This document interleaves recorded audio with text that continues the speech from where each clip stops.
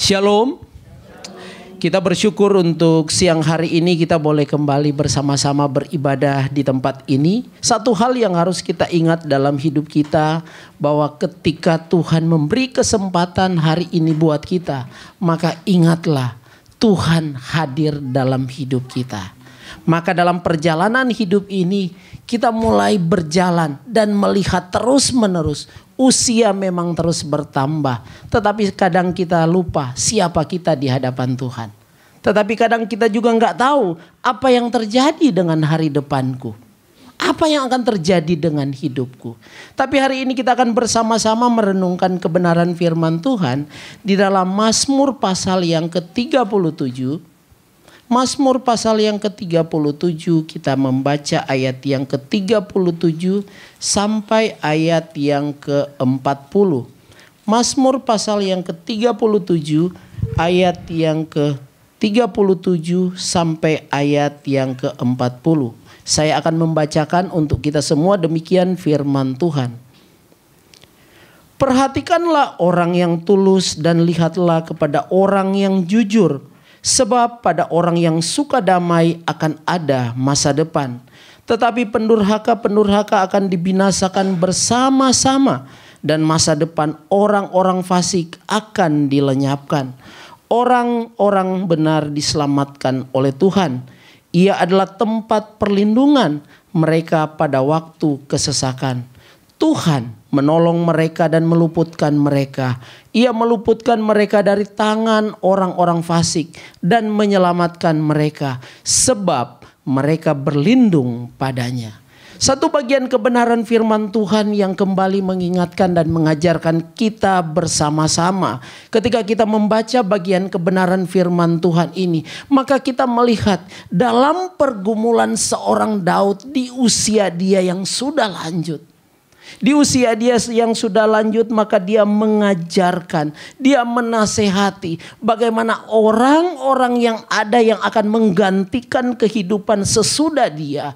Bagaimana harus melihat kehidupan yang nyata yang akan terjadi di dalam dunia ini. Maka sedikitnya kalau kita membaca pasal 37 secara keseluruhan, sedikitnya kita akan mendapatkan dua gambaran tentang manusia yang digambarkan oleh Daud itu sendiri. Maka yang pertama kita akan menemukan di sini bagaimana Daud mengatakan kepada kita semua, kita harus melihat kehidupan yang pertama, bahwa kehidupan yang pertama yang ditampilkan oleh manusia itu adalah kehidupan yang jahat.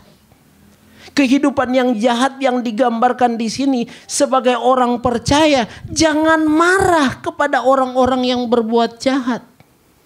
Jangan sampai kita melihat orang berbuat jahat justru kita marah dalam bagian ini. Dan jangan kita iri kepada orang yang berbuat curang. Apa sebenarnya, bukankah ketika kita melihat anak yang melakukan kesalahan kita harus marah, menegur dia. Tetapi dalam bagian ini pemazmur lagi mau mengatakan, kalau kita sebagai orang yang benar, waktu melihat orang yang berbuat jahat, maka yang paling penting dilakukan adalah teguran yang nyata bagi dia. Mengingatkan dia. Karena cenderung kalau kita marah kepada dia, justru yang terjadi adalah kebencian pada orang yang bersalah. Kenapa? Karena biasanya kalau kita sudah marah, yang muncul adalah kemarahan atau emosi kita, sehingga membuat kita nggak mampu menahan diri kita. Hal yang kedua yang diajarkan oleh pemazmur di dalam bagian ini, bagaimana kita juga jangan iri dengan orang-orang yang berhasil dalam hidupnya. Mau mengingatkan apa? Kadang kalau kita iri dengan orang yang berhasil dalam hidupnya, maka muncul ketidaksukaan kita kepada dia. Muncul kebencian kita kepada dia. Bahkan kadang kita berpikir saya juga bisa melakukan hal yang tidak baik supaya saya bisa sama dengan dia. Maka dari sini kita bisa melihat bahwa kebenaran yang disampaikan oleh Raja Daud mau mengingatkan ketika dia di usia tuanya, maka dia mulai melihat, memperhatikan kehidupan manusia itu seperti apa. Maka waktu kita menonton kehidupan kita, kehidupan orang lain, apa yang ditampilkan. Sehingga orang akan berbicara tentang apa terhadap hidup kita. Nah, yang kedua dalam bagian ini kita bisa melihat bagaimana Daud mengungkapkan. Mari kita perhatikan orang yang benar itu seperti apa. Di ayat yang kita baca tadi dikatakan seperti ini. Perhatikanlah orang yang tulus dan lihatlah kepada orang yang jujur. Ada satu cerminan yang diajarkan oleh pemazmur. Kita sebagai manusia yang hidup di dalam dunia yang berdosa. Mari kita coba mengamati orang-orang yang dikatakan orang yang jujur itu seperti apa? Orang yang tulus itu seperti apa? Yang menyukai damai itu seperti apa? Karena di dalam setiap kehidupan kita dengan berjalan waktu seringkali kita sendiri dibayang-bayangi dengan rasa takut dalam hidup ini. Maka sebagai contoh dalam sebuah penelitian, maka dikatakan ibu-ibu yang lanjut usia, salah satu yang mereka takuti dalam hidup ini bukan hanya lagi berbicara tentang kehilangan suami. Tapi yang salah satu mereka takuti adalah apa? Ketika orang-orang di sekitar dia mulai menjauhkan diri daripadanya. Ketika dia usia sudah lanjut, anak-anak pergi bersama dengan keluarganya. Cucunya menjadi jauh dengan dia. Sehingga yang tinggal adalah sendiri. Maka rasa takut itu sering kali muncul. Tetapi itu dalam penelitian secara ilmu pengetahuan. Tetapi Alkitab justru mengajarkan sesuatu yang berbeda. Bahkan sampai usia lanjut pun tidak ada persoalan di dalam hidup kita yang membuat kita terpisah dengan Tuhan. Kita boleh terpisah bahkan jauh daripada orang-orang yang kita kasihi. Tapi Alkitab mengajarkan justru Tuhan dekat dengan siapapun yang mengasihi dia. Maka tontonan kehidupan hari lepas hari yang diajarkan di sini. Adakah kita menunjukkan saat ini dari masa muda sampai saat ini kita hidup di dalam ketulusan? Tulus dalam artian apa? Hati kita ini bersih. Hati yang bersih itu seperti apa? Maka Paulus mengatakan begini, yes, kamu hidup di dalam dunia yang jahat. Kita melihat kejahatan yang banyak di tengah-tengah dunia. Dan kita ditempatkan Tuhan di tengah-tengah dunia itu. Maka yang kita harus lakukan apa? Jangan menjadi serupa dengan dunia ini. Maka kalau kita membaca bagian itu mau mengartikan jangan menjadi serupa dengan dunia ini. Artinya orang yang terus diubahkan hari lepas hari akan kehidupannya. Sehingga apa? Dia akan mampu membedakan mana yang baik, mana yang jahat, dan mana yang sempurna. Maka ketika orang melihat kita, kita akan jadi tontonan oleh orang-orang di sekitar kita. Jangan bilang, saya gak diperhatikan kok oleh orang lain. Tunggu dulu. Kita merasa gak diperhatikan. Tapi kita bisa sudah diceritakan di ujung sana. Melihat, ternyata pribadi si A itu baik. Orang bisa ceritakan, pribadi si B itu kurang baik. Orang juga ceritakan, kita melarang. Gak bisa. Maka Daud mengajarkan orang yang tulus itu dia gak akan pura-pura menjalani kehidupannya. Dia akan tampil apa adanya. Dia akan menunjukkan siapa dirinya. Dia gak peduli dengan apa yang orang lain mau katakan. Tapi ketulusan hati itu selalu akan diwarnai dengan tindakan yang nyata dalam hidupnya. Ketika dia mengatakan aku mengasihi kamu. Aku memperhatikanmu, aku peduli pada kamu. Aku sudah mengampuni kamu. Itu adalah sesuatu yang keluar dari hati yang paling dalam. Yang sudah dibaharui oleh kuasa Tuhan. Sehingga ketika kita membaca bagian kebenaran firman Tuhan. Ketika Kristus diperlakukan semena-mena oleh manusia. Tidak pernah ada kata makian yang muncul dari mulutnya. Ketika Yesus ditampar tidak ada balasan. Padahal dia bisa membalas lebih daripada itu.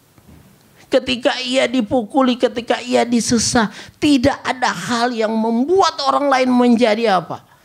Disakiti oleh perbuatan dia. Justru yang muncul adalah iri. Bahkan seorang gubernur pun gak pernah menemukan kesalahan. Maka pribadi Kristus menggambarkan ketulusan yang luar biasa. Dan pemazmur mengajarkan bagaimana kita harus hidup sebagai orang yang tulus. Kalau orang-orang di sekitar kita melihat kita, pertanyaannya, kita masuk kategori pribadi yang tulus atau enggak?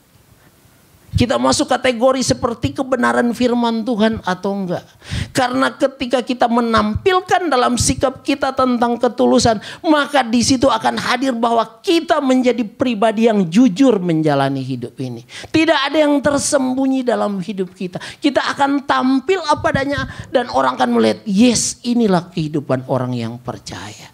Di dalam kesederhanaan kita, di dalam kesuksesan kita, di dalam kelebihan kita, ketika kita tampil di dalam ketulusan, maka kejujuran itu akan mewarnai setiap pribadi kita.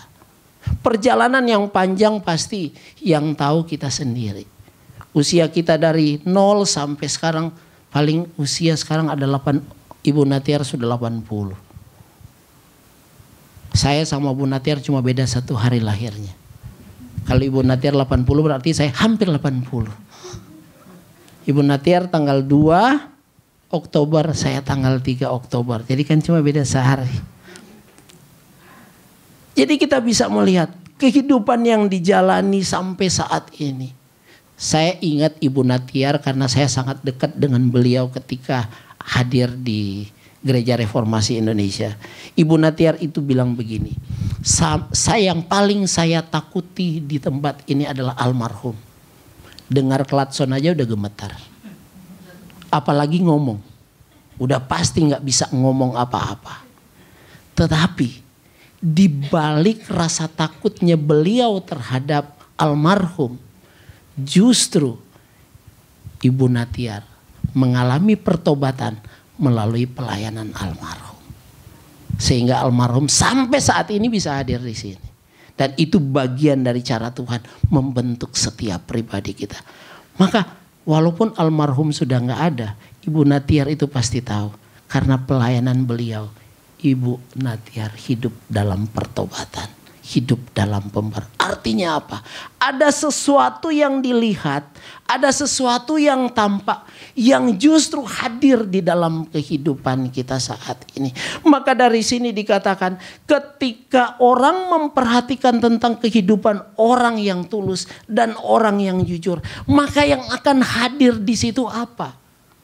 Itu yang dikatakan orang yang suka damai. Ada kedamaian yang akan tampak di sana. Maka ketika kita melihat kehadiran teman-teman kita, rekan-rekan kita hadir. Kalau nggak ada kedamaian, lihat contoh ya. Kalau misalnya kayak saya nih hadir sama Lydia. Kalau nggak ada damai, waduh, merasa bersalah. Artinya gini, ketika kami hadir dimanapun, kita pergi pelayanan dimanapun, jangan sampai justru kita membawa batu sandungan. Maka itu akan menjadi salah. Ketika anak menantu melihat datang mertua, gimana kira-kira wajah mereka? Apakah ada rasa senang? Jangan sampai udah datang lagi. Itu bisa terjadi. Dan gak bisa dipungkiri banyak itu terjadi saat ini. Banyak mertua sakit hati dengan menantu. Banyak menantu sakit hati dengan mertua. Itu kehidupan terbalik-balik seperti itu. Dan itu akan apa? Menjadi cerminan, menjadi cerita dan akan terus seperti itu. Maka hari depan seperti apa yang kita mau supaya orang ceritakan nanti? Hari depan seperti apa yang kita tahu saat ini? Kalau kita mau jujur, kita nggak tahu apa yang akan terjadi nanti. Tetapi yang kita lakukan hari ini akan dibicarakan oleh orang nanti. Itu udah pasti. Tetapi lebih daripada itu, orang yang percaya sudah pasti tahu hari depannya seperti apa. Hari depan itu penuh dengan harapan, kata firman Tuhan. Karena rancangan Tuhan itu siapa yang tahu? Tuhan sendiri yang tahu untuk merancang setiap pribadi kita. Sehingga ketika kita sampai di usia lanjut ini, kita masih beribadah kepada Tuhan. Itu adalah hal yang luar biasa buat kita. Itu adalah hal yang mulia yang kita sedang lakukan. Maka dikatakan begini, sebab pada orang yang suka damai akan ada masa depan. Artinya apa sih? Sekalipun suatu hari kita udah gak ada, orang masih menceritakan siapa kita. Siapa Ibu Meita, siapa Ibu Ellen. Orang akan menceritakan, kalau kayak rekaman diputar lagi. Orang akan mendengar kita. Jangan sampai rekaman ketika berputar yang keluar, wah, hal-hal yang tidak baik. Maka itu menjadi masa depan yang hancur dalam hidup kita. Dan itu dikatakan seperti warisan juga sampai kepada anak-anaknya. Maka anak-anak akan menceritakan siapa kita sebagai orang tua. Kita sebagai ibu-ibu. Bahkan kita sebagai ayah. Siapa kita di hadapan Tuhan. Anak-anak yang akan mewarisi dan menceritakan hal ini. Maka dikatakan orang yang suka damai itu. Kalau di dalam bahasa Indonesia. Dia nggak suka dengan yang namanya kerusuhan. Tidak ada kerusuhan. Tidak ada kebencian dalam. Dia mau semua berjalan dengan aman. Maka dalam kesulitan apapun dia datang pada Tuhan. Tuhan tolong. Aku lagi marah, aku lagi sedih, aku lagi nggak suka. Tapi dia datang di hadapan Tuhan. Tuhan tolong saya. Supaya saya punya kekuatan untuk menghadapi situasi ini. Supaya jangan sampai aku melakukan kesalahan dengan perasaan menahan hati yang tidak menyukai orang. Dan Tuhan yang sendiri akan menolong, menguatkan, memampukan kita. Karena apa? Karena kalau kita dipimpin oleh Tuhan, kita tahu masa depan kita, maka itu akan membuat kita berani melangkah di dalam iman kita dengan tetap percaya bahwa Tuhan yang akan menolong kita. Ayat selanjutnya dikatakan begini, tetapi pendurhaka-pendurhaka akan dibinasakan bersama-sama dan masa depan orang-orang fasik itu akan dilenyapkan. Maka orang-orang yang tidak benar ketika rekaman jejak hidupnya itu dikatakan enggak tulus, enggak jujur, enggak memberikan keamanan, itu akan dilenyapkan oleh Tuhan. Akan dihapus di dalam dunia ini. Maka kita teringat tentang peristiwa Nineve. 130 tahun waktu Yunus, Tuhan memberi kesempatan mereka bertobat. Tetapi yang terjadi apa? Waktu mereka menerima pertolongan Tuhan di zaman Yunus, kurang lebih 130 tahun kemudian dilenyapkan oleh Tuhan sampai pada akar-akarnya, sehingga sampai saat ini nggak dikenal lagi. Kenapa? Karena mereka menjadi hidup tidak benar lagi, hanya bertobat sementara, tetapi mereka kembali hidup dalam ketidakbenaran. Dan Tuhan gak segan-segan melenyapkan orang yang menentang kehendak dan ketetapannya. Maka di sini dikatakan orang fasik itu akan dibinasakan oleh Tuhan. Maka ini menjadi satu cerminan dalam hidup kita. Kita masuk dalam kategori sebagai orang-orang yang tahu masa depan gak? Masa depan itu sungguh ada dalam kehidupan orang yang percaya. Tetapi saat ini kita menjalaninya, kita harus menampilkan hal itu. Dan itu memang tidak mudah. Tapi Alkitab mengatakan orang benar diselamatkan oleh Tuhan. Ia adalah tempat perlindungan mereka pada waktu kesesakan. Maka perjalanan kehidupan orang yang benar, yang dia tahu masa depannya seperti apa di hadapan Tuhan, maka dikatakan apa? Tuhan sendiri yang akan menetapkan langkah-langkah kita. Maka ketika kita pun suatu hari kadang kan kita lemah dan kita jatuh. Tapi kita tidak akan tergeletak dan gak bisa bangun lagi. Enggak, Tuhan akan menolong kembali kita. Dia tidak akan membiarkan kita tergeletak. Tetapi dia akan kembali membangkitkan kita. Terlalu banyak persoalan yang membuat kadang kita lemah dan gak mampu berdiri. Secara fisik, secara emosi, secara perasaan kadang kita gak kuat dan gak mampu. Tapi Tuhan yang mengatakan, kalau kamu tahu masa depan itu ada di dalam aku, maka dia sendiri akan memantapkan langkah kita. Dia akan menetapkan langkah-langkah kita. Karena apa? Karena kita hidup berkenan kepadanya. Maka perjalanan hidup kita sekarang ini adalah apa? Kalau kita hari depanku itu kita tahu hari depanku. Maka kita berjalan supaya kita berkenan pada Tuhan. Nah, berkenan pada Tuhan itu seperti apa? Yang mengikuti apa yang Tuhan ajarkan. Apa yang Tuhan ajarkan? Yang Tuhan ajarkan adalah bagaimana kamu mengasihi Tuhan dengan benar dan mengasihi manusia dengan benar. Jauhi yang jahat. Lakukanlah yang baik. Dan itu perlombaan kita bersama. Gak peduli kita masih muda. Di usia lanjut pun, oh kan saya sudah tua, jadi udah kalian-kalian ajalah yang ibadah. Kalian-kalianlah yang doa, kalian masih muda, aku kan udah gak bisa, udah tua. Gak ada istilah seperti itu. Di usia yang lanjut pun kita tetap sama-sama beribadah. Dan buktinya hari ini, di sini ada muda, di sini ada hampir mulai tua, dan di sini ada yang udah tua. Kita sama-sama beribadah. Satu hal yang menarik adalah selama saya mengikuti ALF, baru hari ini saya bertemu dengan Pak Heri bersama-sama di ALF. Wah, ini peristiwa langka yang terjadi. Ini peristiwa langka. Oh, iya, makanya iya, dan ini adalah hal yang luar biasa. Jadi mari kita terus belajar di dalam kebenaran firman Tuhan. Sehingga apa? Perjalanan hidup kita. Di usia lanjut kita memang kita sudah lemah secara fisik. Tapi kalau Tuhan yang menyertai kita, kita akan tetap semangat berdoa. Kita akan tetap semangat membaca firman Tuhan. Kita akan tetap semangat beribadah. Dan kita akan semangat menasehati, mengingatkan orang-orang yang melakukan yang salah. Karena itulah kehidupan. Ku tahu hari depanku bersama dengan Tuhan. Apa yang kita takuti? Harusnya tidak ada. Apa yang menjadi impian kita hari ini? Yang belum tercapai. Tadi ada beberapa, masih ada yang belum tercapai. Tapi satu hal yang paling indah. Itu belum tercapai. Tapi kita bersama dengan Tuhan. Itu yang luar biasa dalam hidup kita. Biarlah firman Tuhan di siang hari ini boleh terus mengingatkan kita.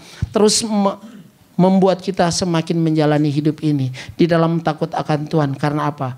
Tuhan yang sudah mengatakan Ia akan menetapkan langkah-langkah kita. Karena hidup kita berkenan kepadanya. Tuhan memberkati, Tuhan menolong kita. Mari kita berdoa.